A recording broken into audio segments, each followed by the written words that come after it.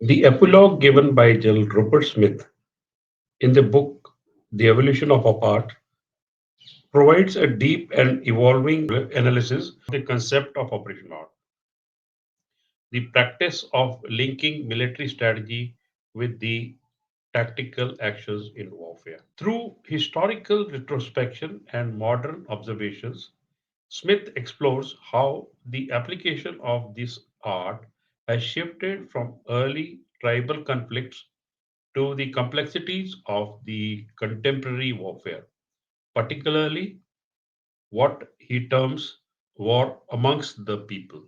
The narrative begins with the metaphorical figure Og, UG, a prehistoric leader who demonstrates early forms of strategic thinking. Og not only led his clan tactically in hunts and battles, but developed strategic plans to preserve his group through alliances, resource sharing, and careful targeting. Smith argues that this implicit understanding of how to link broader objectives to specific actions was an early form of what we now recognize as operational art. As societies evolved, military roles became more defined. Armies were professionalized, and the link between strategic decision making, which was earlier held by the monarchs and the emperors, and tactical command on the field began to take shape. The Romans, for example, displayed early operational coherence through disciplined troops like the centurions, strategic appointments of the legates, and campaigns conducted across vast theaters, adapting their methods based on the geography, politics, and the opponent behavior. The operational commander and theater of war. Smith introduces the idea of operational commander, the person who embodies the linkage between strategic direction and tactical execution. This commander designs campaigns that adapt tactics to achieve strategic goals in unique theaters of war. The operational art is not merely about maneuvering armies, it's a dynamic interplay of planning, creativity, and adaptability to real time as conflict evolves. The rise of empires made this linkage crucial. A legate in Palestine couldn't follow the same strategy used in Britain. So, operational success meant tailoring the campaign to local conditions while fulfilling the imperial goals. This early adaptability reflects the essence of operational art, unique designs tailored to strategic ends through available tactical means. Recent past from the naval battles to the industrial warfare. With the introduction of gunpowder, naval warfare became autonomous. Cannon equipped ships allowed nations to exert control at sea independent of land campaigns. 1558, the Spanish Armada's failure in 1588 invasion of England illustrates the challenges of the complex joint operations. Smith highlights how poor coordination between land and naval forces, coupled with the strategic miscalculations, led to the Armada's defeat, revealing how essential it is for the operational design to consider every aspect of the joint campaigns.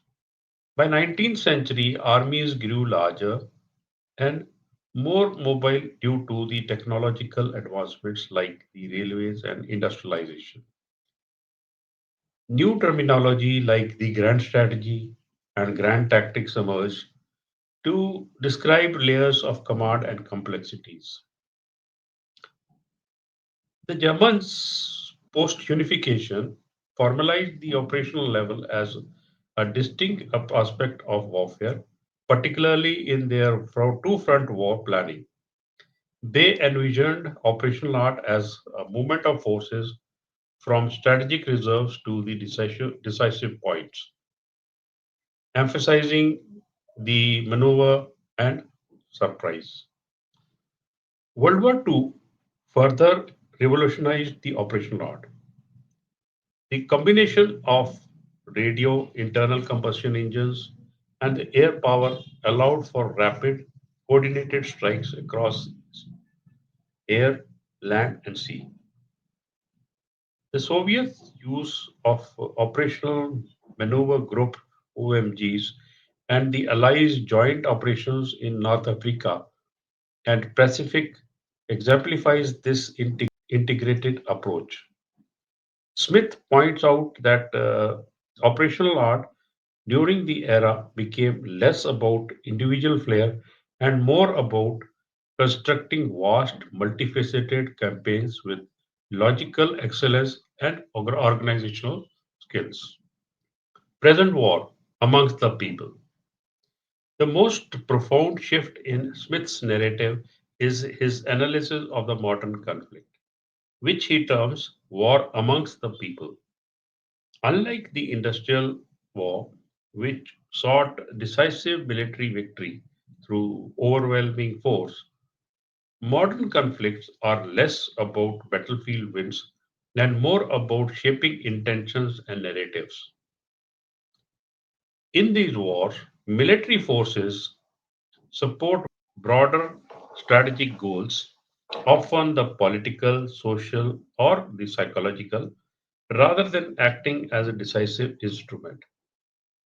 The aim is no longer to destroy the opponent's force, but to alter their behavior or beliefs. This marks a shift from the strategy based on force to one based on influence. Smith outlines six characteristics of war among the people. These are listed in the subsequent slide. First is the conditional objectives. So the goals are no longer to destroy or conquer, but to create favorable conditions. For example, establishing security or governance. Non state and multinational actors. Conflicts involve coalitions, NGOs, and non state groups like the Hezbollah or the Taliban, fighting amongst the population. Combat occurs within the civilian population, making public perception vital. Timelessness. These conflicts are often protracted without clear endpoints. Force preservation. There's limited capacity to replace lost troops or equipment. So, preserving assets becomes crucial. Repurposed tools. Institutions and weapons developed for industrial war are now adapted to new roles. Operational commanders now operate not just against the armed forces but also in a public arena where every act is a broadcast message. The theater of war has become literal, a space of performance wherein military actions, media narrative, and the civil population intersects. Challenges of multinational strategy and operational art. One of the core difficulties in the modern warfare, according to Smith, is the fragmentation of authority and the absence of unified strategy. In the multinational deployments like Afghanistan, various entities like the NATO, ISAF, the US military, the UN, and NGOs pursue overlapping but uncoordinated objectives. Without a single strategic direction or authority, tactical actions become disconnected. Even when the individual operations succeed, they may fail to contribute to the larger strategic goal. This mismatch can lead to the paradox of winning every battle and losing the war, a phenomena seen repeatedly in the recent decades. For the operational artist, then, the battlefield is no longer just physical but conceptual. The true test lies in reconciling the objectives of conflict, that is, the military actions, with those of the confrontation, that is, the strategic influence. While conflicts are fought with firepower, the confrontations are won with the information, perception, and legitimacy, defining the theater and role of the theater director. Smith reimagines the theater of operations as a stage where actors, that is, the military, NGOs, and civilians, perform in front of a global audience. Success depends on crafting a coherent narrative that resonates with the public, allies, and the adversaries. The role of the operational command, now better described as a theater director, is to choreograph actions that align firepower with the messaging. In this metaphor, every checkpoint, patrol, and skirmish becomes a scene in larger play. Poorly conceived military acts, even if tactically sound, can backfire if they are alienate local populations or feed enemy narratives. The audience includes not in only the locals but also the international observers, media, and political stakeholders. The operational artist must ensure that every tactical action contributes to a strategic narrative. This requires aligning multiple agencies under one operational authority, a feat made challenging by the fragmentation of the modern alliances. Future rethinking institutions and operational design. Smith concludes by emphasizing that to succeed in the modern conflicts, states must adapt. Institutions designed for industrial war are ill suited for the today's realities. He proposes a structure akin to the business venture where contributing states act as partners, agreeing to the strategic goals, and appoint an executive authority, that is the theater director, with real operational command. This structure would allow better synchronization of these resources, clear lines of strategic direction, and an operational campaign capable of reconciling conflict and the confrontation. The commander, military or civilian, would lead the effort using not only the armed forces but also legal, political, and development tools, and they'll be done in concert.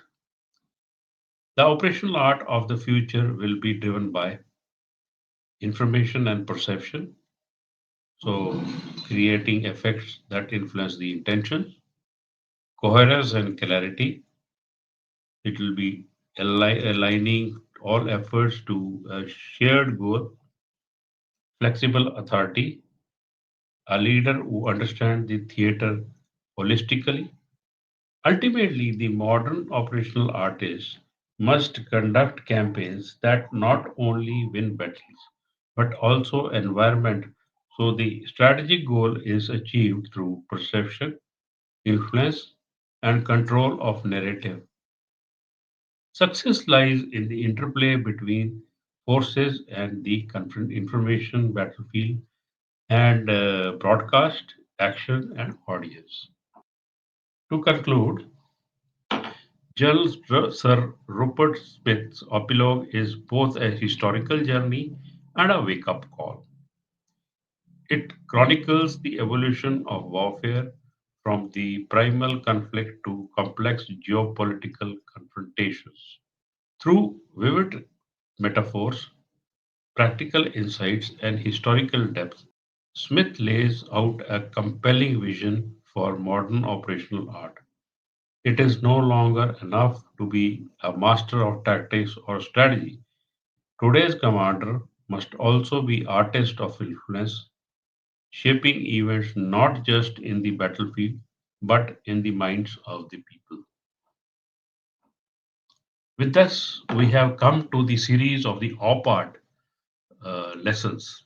This lesson was more of a compilation and summary of all we have studied in the various countries. Wish you all the best for your exams.